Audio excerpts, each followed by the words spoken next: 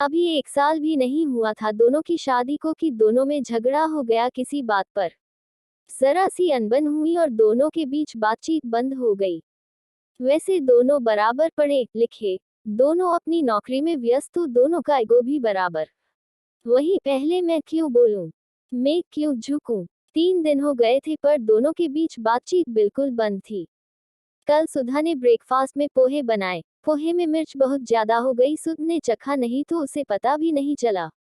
और मोहन ने भी नाराजगी की वजह से बिना कुछ कहे पूरा नाश्ता किया पर एक शब्द नहीं बोला। लेकिन अधिक तीखे की वजह से सर्दी में भी वह पसीने से भीग गया। बाद में जब सुधा ने ब्रेकफास्ट किया तब उसे अपनी गलती का एहसास हुआ।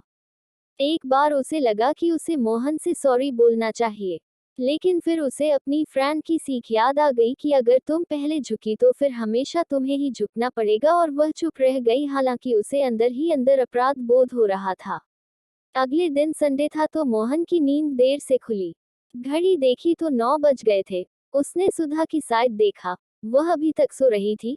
वह तो रोज जल्दी उठकर योगा करती है।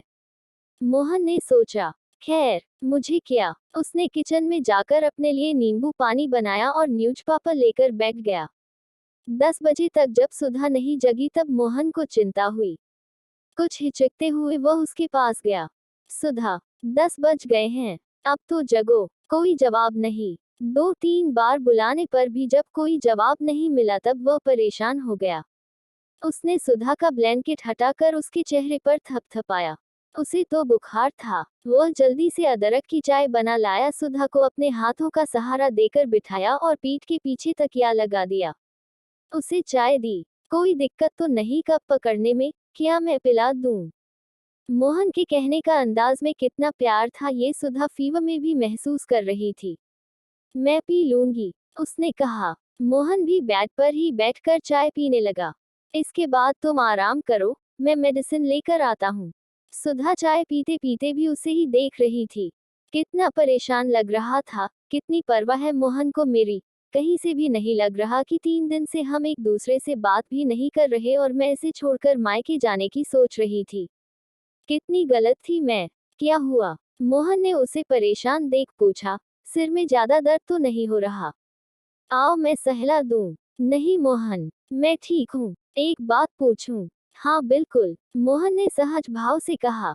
इतने दिन से मैं तुमसे बात भी नहीं कर रही थी और उस दिन ब्रेकफास्ट में मिर्च भी बहुत ज्यादा थी। तुम बहुत परेशान हुए फिर भी तुम मेरी इतनी केयर कर रहे हो। मेरे लिए इतना परेशान हो रहे हो, क्यों? हाँ, परेशान तो मैं बहुत हूँ। तुम्हारी तबीयत जो ठीक नहीं और रही मेरे तुम्हारे झगड़े की बात। तो जब जिंदगी भर साथ रहना ही है तो कभी कभी बहस भी होगी, झगड़े भी होंगे, रूठना मनाना भी होगा।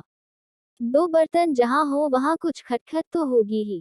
समझी कि नहीं मेरी जीवन संगिनी? सही कह रहे हो, कहते हुए सुधा मोहन के गले लग गई। मन ही मन उसने अपने आप से वादा किया, अब कभी मेरे और मोहन के बीच एगो नहीं आने दूंगी।